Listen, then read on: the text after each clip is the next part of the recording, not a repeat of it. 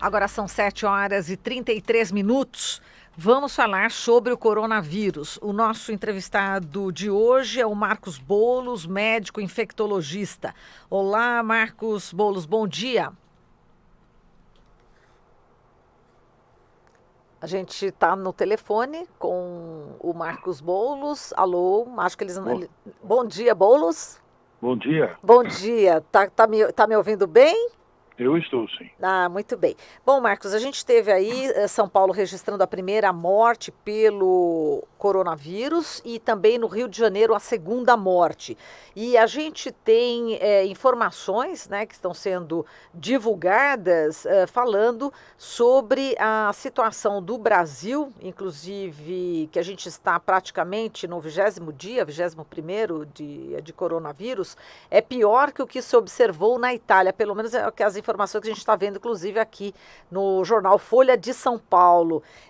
Como é que você analisa essas primeiras mortes, né? E também sobre o quadro no Brasil, Boulos? Bem, as mortes são previstas, né, em toda doença infecciosa, toda, não é apenas o coronavírus.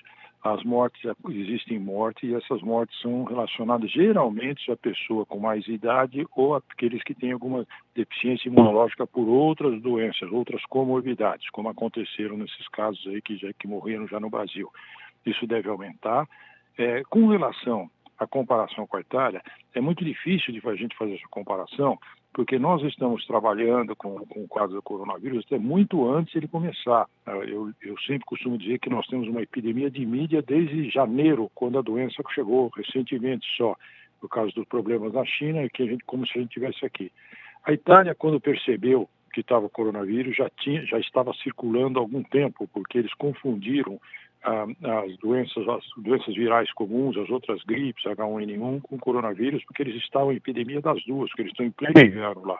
Então, os dados deles não dão para comparar nesse momento e ainda está muito cedo. Nós vamos ter que ver acúmulo de casos e ver como isso acontece. Eu acho que isso não deve assustar muito, apesar do pessoal estar todo assustado, porque é assim que caminha a doença. Ela vai aumentar em progressão geométrica e quanto mais contingente a gente fizer, menos pessoas em contato com o vírus, ela acaba mais cedo e com muito menor número de casos. Certo.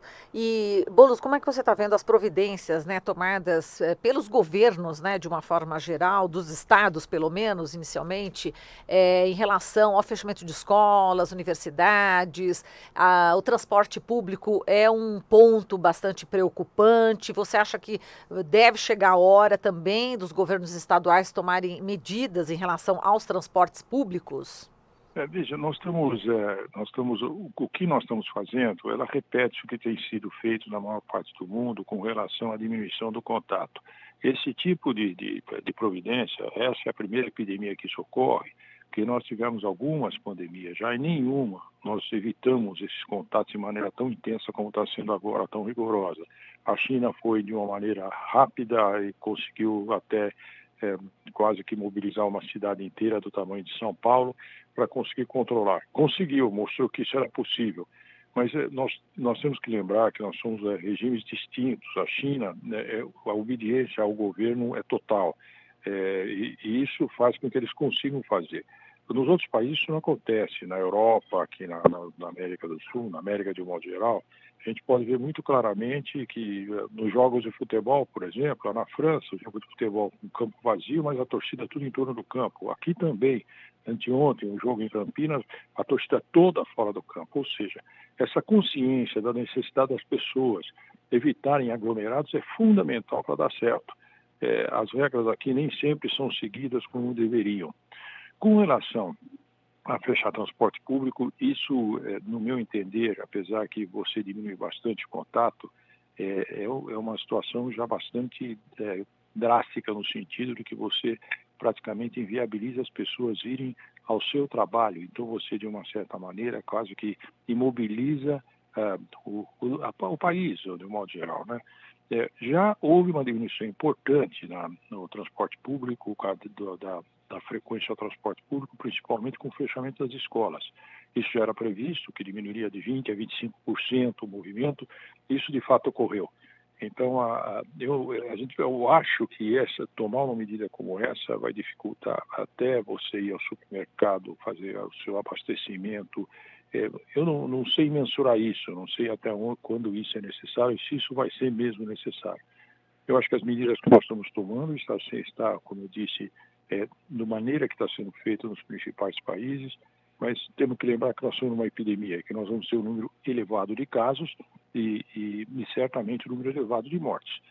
E tem que lembrar também para a população, parece que todo mundo está com risco enorme de morrer por causa disso, que as pessoas imunocompetentes, jovens, crianças, todas essas pessoas, eles vão ter uma gripe se te pegar coisa. Não é mais nada que uma gripe. As gripes, nós temos todo o inverno, provavelmente todos nós já tivemos gripe na vida. É mais uma gripe, ela não tem gravidade nenhuma.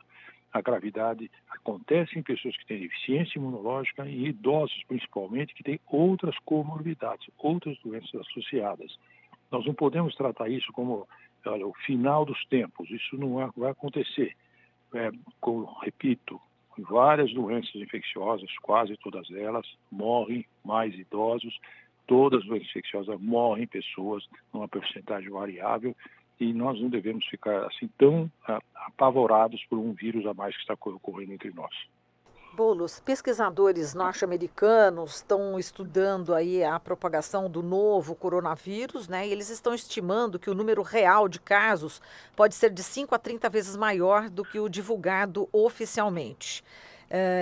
Enfim, apenas no estado de Massachusetts, nos Estados Unidos, onde o cálculo foi feito, os especialistas avaliam que o número de pessoas infectadas possa ser de 1.970 e até 6.500 pessoas, a depender do método da utilização, da metodologia utilizada, né? E o dado oficial fala em 218 nesta terça-feira. Bom, esse aqui é um estudo, muitos pesquisadores estão se debruçando, né, sobre esse tema, obviamente. Agora, é fato que é difícil também, Boulos, saber com exatidão o número. Agora vamos passar aqui para o Brasil, né? É difícil, não é isso? O dado oficial, já que existem hospitais particulares que também parece que não enviam as informações, não é isso? Queria que você explicasse um pouco essa questão. As informações vêm todas. Nós temos Tá. o centro de contingenciamento, ela tem todos esses dados que vêm de todos os hospitais privados ou públicos. Não é esse o problema. O problema é que as doenças, a maior parte delas são assintomáticas. Você não sabe que está doente. As pessoas não sabem, por isso que se propaga muito grande. Se as pessoas todas que fossem doentes tivessem sintomas, seria mais fácil para conter o processo. Mas não é. Em todas as doenças também você tem uma gama de quadros clínicos que vai desde as pessoas com doenças graves e mortes até a maior parte delas que não tem sintomas nenhum. Então, o estudo certamente, sempre quando nós temos número de casos, esse número deve ser multiplicado por 10 ou mais.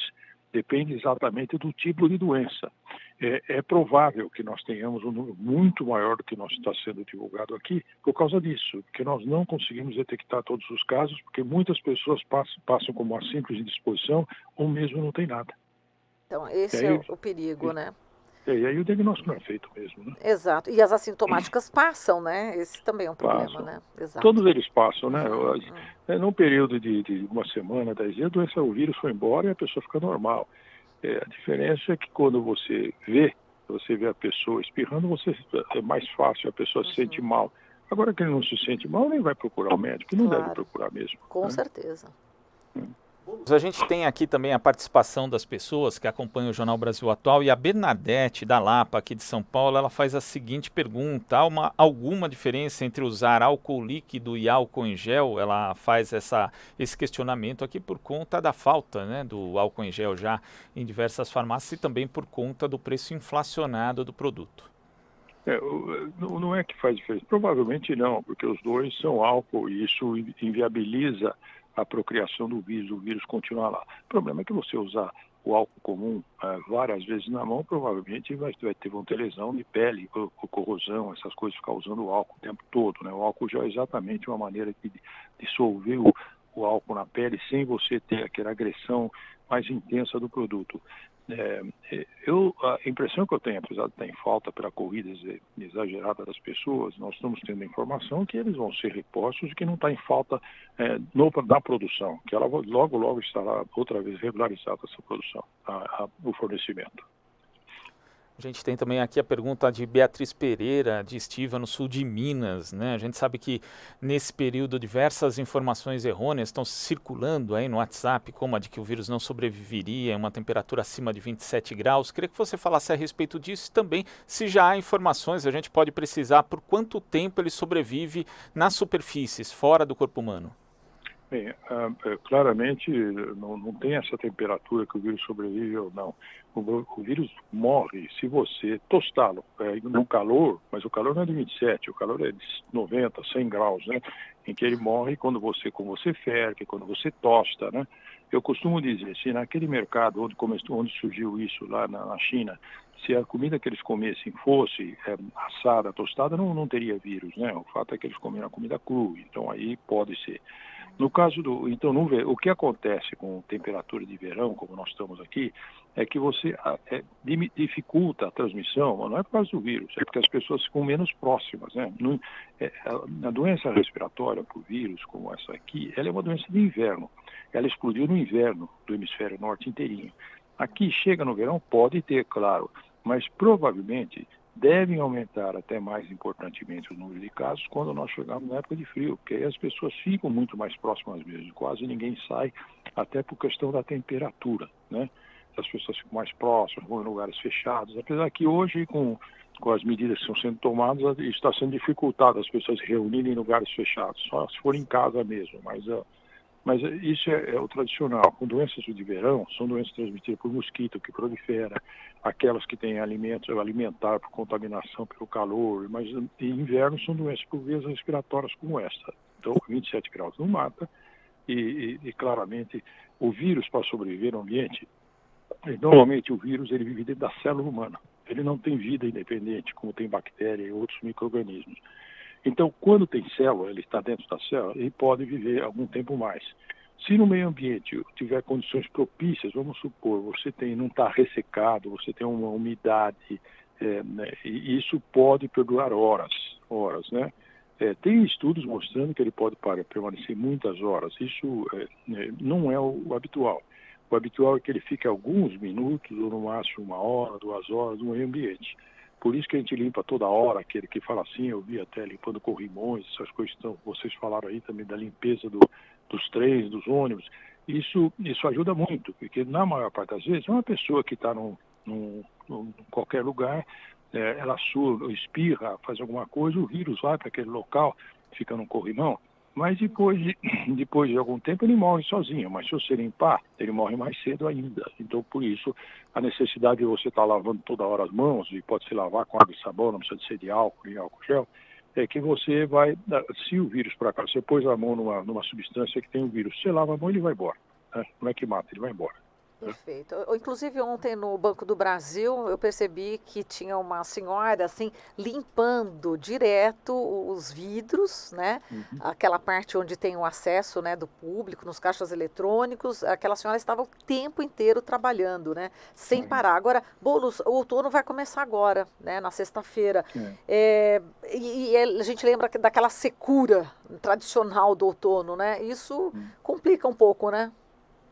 Você começa agora uma época que eu não sei que esse país nosso está tão estranho com temperaturas de verão no inverno e de inverno no verão, né?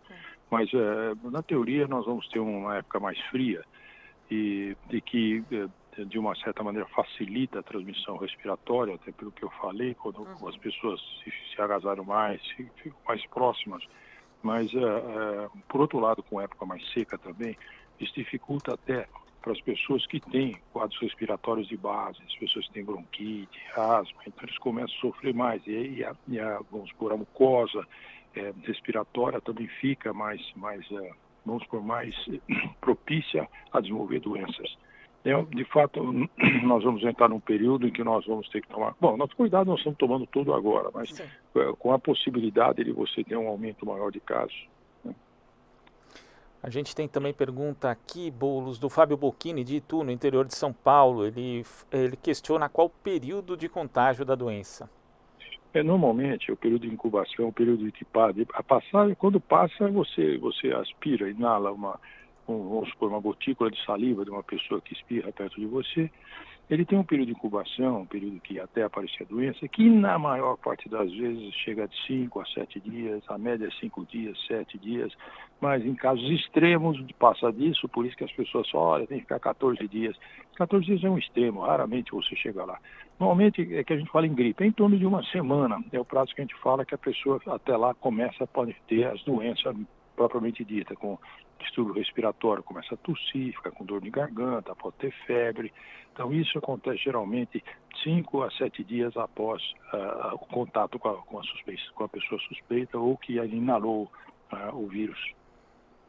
Muito bem. E, Boulos, chama a atenção também a rapidez, né, com que a pessoa deu entrada no hospital, não é isso? No dia 10 de março. Aliás, ele sentiu-se mal no dia 10 de março, deu entrada no dia 14 e morreu no dia 16. Parece que no Rio de Janeiro também foi uma coisa bastante rápida. É assim mesmo? Queria que você falasse sobre essa questão também da velocidade das mortes, se é assim ou depende do paciente. Imunodeprimidos têm menos imunidade e a doença caminha muito mais rápido. E isso acontece com as doenças de um modo geral. E eu quero lembrar que até o outro nosso vírus de gripe tão conhecido como H1N1 é igualzinho a essa situação. Hoje, nos Estados Unidos, você está com a epidemia de H1N1 e está com a epidemia também do coronavírus. Até agora, talvez até pelo número de casos ser menor do coronavírus, morreu muito mais gente para H1N1. Mas, obviamente, elas são iguais em termos de mortalidade para os idosos e para as pessoas imunodeprimidas. Você vê, os dois casos que você falou, eles têm outras comorbidades, né? Então, provavelmente ele nem estava compensado dos seus quadros de base, seja diabetes, hipertensão, e aí vem um vírus em cima e a pessoa não tem, a imunidade já estava comprometida, não consegue responder. E esse vírus, porque não é que está com 2 dias de doença, provavelmente ele está há mais tempo de doença, só que ele procurou mais tarde. Porque o ápice da doença, do vírus, chega com 7, 8 dias de doença. Então, com 7, 8 dias de doença, é que quando os casos ficam mais graves, porque aí o pulmão fica comprometido mais intensamente. E nos casos com menor defesa, se dissemina no pulmão todo, aí é difícil mesmo para o idoso. Tem aqui também a questão do Manuel de São José dos Campos, Boulos. Ele pergunta se caminhar ou correr em parques com poucas pessoas é considerado um risco. Não. Eu acho que se for fazer esporte, não vai para a academia, faz isso que ele falou. É caminhar, andar no parque, mesmo na praia quando não tem gente. Ou seja, o que tem que evitar é aglomerados, muita gente ao lado, né? Então, em que você está perto, a pessoa espirra, você às vezes tosse, você nem percebe, você inala. Então, quanto menos aglomerado é melhor. Agora, nós não vamos ficar enclausurados, né? As pessoas têm que ter uma vida que continua a vida, vai ter que fazer as coisas, vai ao supermercado, vai procurar sempre evitar o horário de pico, em tudo que faz evitar aglomerados, com o maior número de pessoas. O esporte adequado é o que ele falou, ficar na rua, caminhando ou correndo, num parque onde tem pouca gente. Muito bem. Só na esteira dessa questão, o Glauco já vai te fazer outra pergunta, Boulos. Por exemplo, eu faço academia, enfim, a gente já está tomando providência de não ir mais. Agora, a parte da musculatura, como é que a gente pode ter um personal training, de repente, em casa, não? O que você recomenda? Bom, pode. Se não tiver, eu estou frito, porque eu estou fazendo isso. Né? Eu estava na academia também. O que aconteceu? Até por sugestão minha, a academia fechou. Né? As grandes academias estão fechando neste momento, né? Porque evitar exatamente estar juntos e com ar-condicionado fechado. Né? Uhum. E eu peguei meu personal trainer lá e trouxe para casa. Embaixo, né, tem uma quadro, vamos supor, um negócio que tem também ginástica, essas coisas, e eu vou fazer, mas eu acho que deve ser feito, viu? Você tem que continuar, não pode parar, né? Porque você tem que manter suas atividades, até o corpo não pode ficar também baqueado, né? Que a gente enfrenta o dia a dia a todo momento, então tem que fazer isso sim. Boa, vamos lá. Boulos, a Marta da Vila Buarque, aqui de São Paulo, também toca numa questão que ainda é controversa. A gente já tem informações se pode haver reinfecção de uma pessoa que já teve o coronavírus? Assim, normalmente as pessoas têm uma vez só uma infecção por um vírus, cria imunidade e raramente ou excepcionalmente pode se reinfectar. Mas nós tivemos, no caso H1N1, pessoas que tiveram mais de uma vez. Isso significa que pode ser que as pessoas podem ter mais de uma vez, mas não imediatamente após. Você pode ter, provavelmente, ter imunidade que deveria ser protetora por muito tempo, pode não ser. Se tiver outra vez, provavelmente vai ser numa outra epidemia, não nessa mesma. Agora, se for igual aos outros coronavírus que vieram como epidemia, o SARS e o MERS, eles não vão voltar mais. Essa epidemia foram embora e não mais tiveram essas infecções por coronavírus, desapareceram, né? Então pode acontecer isso sim. As pessoas estão falando em vacina, pode ouvir vocês até falando um pouquinho antes, essa vacina pode não ter nenhuma eficácia, porque mesmo que ela seja muito boa, é possível que nós não tenhamos, depois dessa pandemia terminar, o ano que vem podemos não ter mais nada de coronavírus, ele nem voltar mais. A gente tem também a pergunta da Regina de Alphaville em relação a produtos que são comprados, né, em estabelecimentos. Que cuidados que as pessoas devem ter ao ir nesses estabelecimentos, inclusive com os próprios produtos, Boulos? Não, esses produtos que são comercializados, eles têm o risco, né? Ficar aí, só se pensar, não, pode ser que alguém espirrou e está em cima do plástico do produto. Aí tem que, se estiver tão preocupado com isso, acho que isso está sendo evitado até nas próprias supermercados com limpeza. Você limpa em casa o produto externo, né? Lava a mão, ou você usa a mão e limpa o produto se quiser. Agora, não tem risco nesse sentido. Os produtos comercializados, mesmo produtos crus, a carne, não tem esse problema, porque isso veio claro que veio do animal, mas de animais que não são exóticos, que nem tem no Brasil, esses animais que começaram com isso. Então, eu acho que a gente não tem que ficar, vamos supor, olha, não posso fazer nada, não é nada diferente. O vírus pode estar em superfícies inertes, mas é raro acontecer isso e por pouco tempo. Então, não podemos ficar também assim apavorados com essa coisa, a gente não vive mais, né? O Mário Sérgio, que é publicitário aqui de Salvador, na Bahia, ele faz a seguinte pergunta, Boulos. Ele diz que a maioria das pessoas aqui das classes C e D no Brasil convive, às vezes, com doenças, inclusive respiratórias, que não passam por nenhum tipo de acompanhamento médico, tem condições de habitação muito ruins também, às vezes condições de trabalho piores ainda, né? E ele pergunta se isso não cria um cenário distinto daquele que a gente tem nos países do hemisfério norte, por exemplo. Não sei não, viu? Eu acho que todo lugar você tem problemas, as pessoas que têm condições de trabalho inadequadas. Claramente os países que são mais conscientes disso, na Europa, isso tem menos problemas com relação a isso. O que acontece é o seguinte, todo mundo que tem uma condição de base, principalmente pulmonar, pior, vai ter mais dificuldades em enfrentar esse vírus, né? Se eu tenho um quadro, né, vamos pôr, porque o idoso também tem problema, eu repetindo só, fumou 30, 40 anos. Se você é um fumante tabagista, o pulmão já não está legal, você tem predisposição a ter uma doença mais intensa. Se você tem um quadro de bronquite crônica, ou você tem um quadro de asma, claramente você tem que tomar mais cuidado, porque o foco do vírus de gripe é o pulmão. Então, toda aquela doença pulmonar, ela dificulta a evolução. Não significa que vai evoluir gravemente, mas você pode ter mais desconforto, ter mais falta de ar, talvez precisa ter por um catéter de oxigênio para respirar melhor. Isso pode acontecer. Perfeito. Agora, diga, Cláudio. A Marta, aqui também de São Paulo, ela pergunta se aparelhos de rua para ginástica eles podem contaminar ou se eles podem ser usados com o devido cuidado. Ele é igual aos outros que nós falamos aí, o de ônibus e qualquer transporte público. Ele pode, na superfície, estar contaminado, mas a gente pode usar e depois lavar a mão, que resolve tudo. O que não pode, quando a gente fala em substância, eu tenho contato com o vírus que eu pego, por exemplo, numa barra de ginástica. Eu não levo a mão na boca, não levo a mão no olho, não levo a mão em mucosa, que eu não vou ter a mínima chance. Vai entrar na minha mão, eu lavo e sai. Entende? Isso aqui. Porque esse vírus, ele tem que entrar dentro do corpo da gente. Na mão ele não entra. Então, ou seja, tem que entrar. É quando eu levo a mão na boca, que tem uma mucosa no olho, que vai acontecer o problema. Então, por isso que o lavar é para tirar o vírus da mão. Quando inconscientemente eu vou coçar o olho, eu vou esfregar o nariz, aí eventualmente ele pode ter um problema quando entrar na mucosa.